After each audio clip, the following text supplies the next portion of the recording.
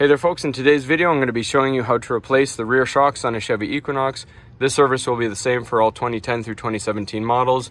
I recently did a video of this and I put the old ones back, but now I've got the new ones in, so we're going to show you the quick install video of that. So right here we have some plastic rivets to remove and some Torx screws here as well. So we're just going to go ahead and get them removed and show you the service.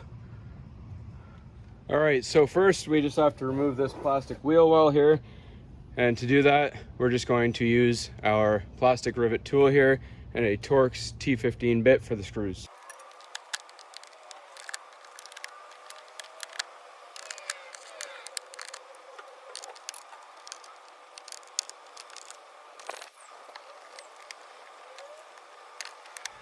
All right, now, so there's some more fasteners on the underside of the mud flap, but we don't actually need to take this plastic all the way off.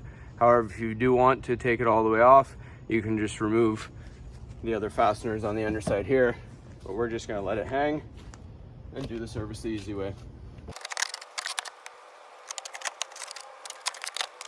All right, so one quick note before we get any further into this, just make sure obviously you need your wheel off and your vehicle rested safely on jack stands to take any pressure off of your suspension components while you're working on them.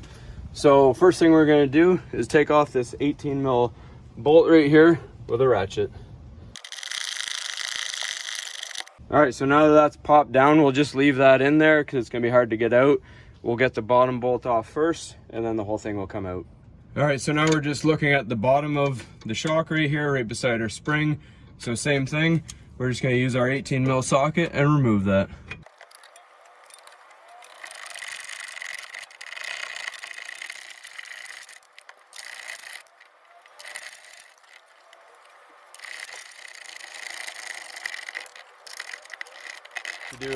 So now this will be mostly free. We're just going to remove it the rest of the way. All right, so next all we have to do is compress this, just pull down. That's all there is to it. So we're just going to show you a quick comparison before we install the new one on the difference between this dead one and the brand new one. All right, so here we have the old shock that just came out. This is our new one. Obviously you want to make sure that they are the same size before installation. So if we look at this one, we can tell it's dead because I can actually compress it with my hands. Just like that. It does take force, but it is actually fairly easy. And when you listen to it closely, you can hear air getting into it. Now this one is already primed. All you have to do is push down on it and compress it fully 3 times. So now you can still compress it, but it's a lot harder, as you can see.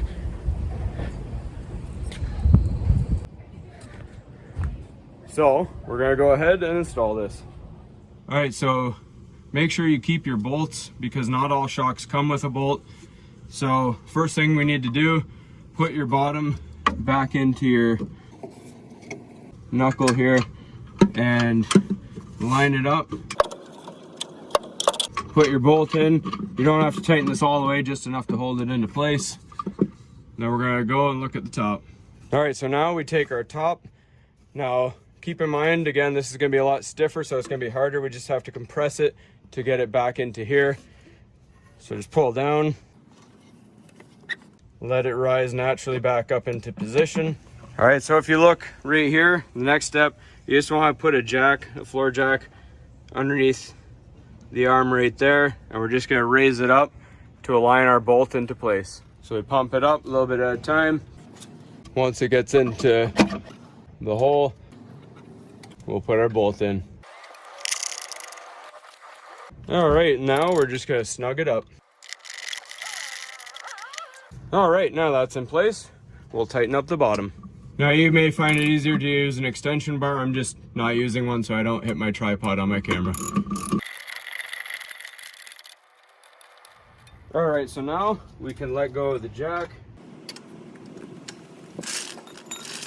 All right, folks, so now all that's left is to put the plastic wheel well back into place and put the wheel back on.